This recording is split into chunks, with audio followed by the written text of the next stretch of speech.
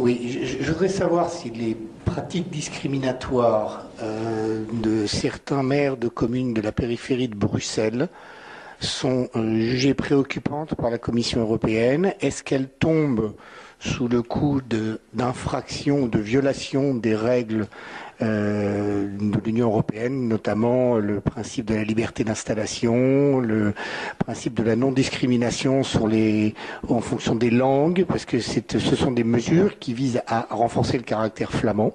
Et je voudrais donc savoir s'il y a quelques mois du début de la présidence belge de l'Union européenne, la Commission trouve quelque chose à redire là-dessus, et même si elle envisage des procédures pour infraction.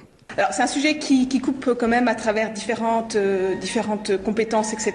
Mais bon, de manière générale, la Commission n'a pas de compétences spécifiques sur la question des langues, même si nous nous attendons toujours à ce que la langue ne soit pas utilisée comme un outil de division. Mais alors, spécifiquement, nous avons reçu 2 plaintes sur ce sujet, sur la base en fait de la liberté, sur les bases des libertés fondamentales du traité, et en particulier de l'acquisition de la propriété privée. Donc nous allons regarder ces plaintes avec évidemment toute l'attention qu'on leur donnerait toujours. C'est une question de discrimination. Elle est faite sur la base des langues, mais elle est faite aussi sur la base de la nationalité.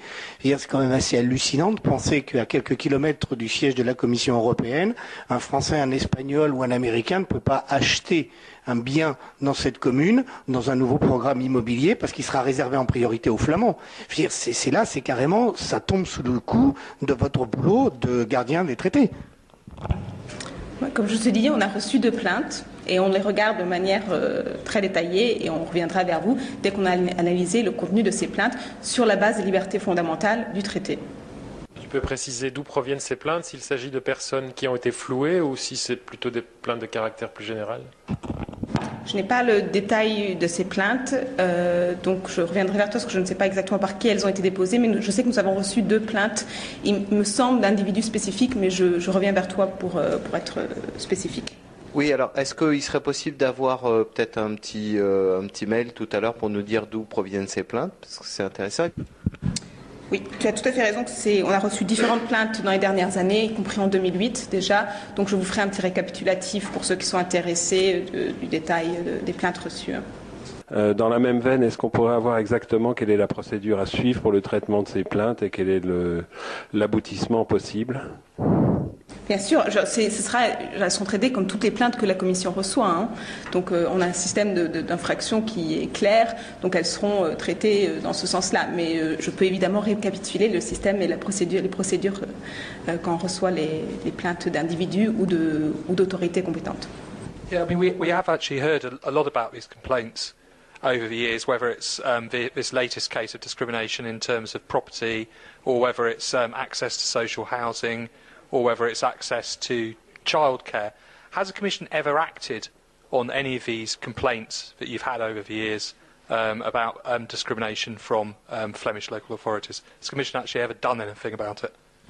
But as I say, you have to look at where the exact competence of the EU is in these issues, and it's not on all aspects. Specifically, there are issues linked to the fundamental freedoms of the treaty, for example, to acquisition of private property, but we do not have competence in certain other areas. So it will depend a lot on whether those complaints fall within the competence of the treaty or not.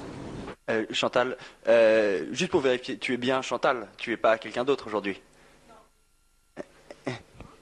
Appropriately, I am also employment today, but it does cut, as I said, it cuts across different people. It cuts across different interest areas. But the complaints that we have received are on the basis of acquisition of private property, and that is a DG marked competence.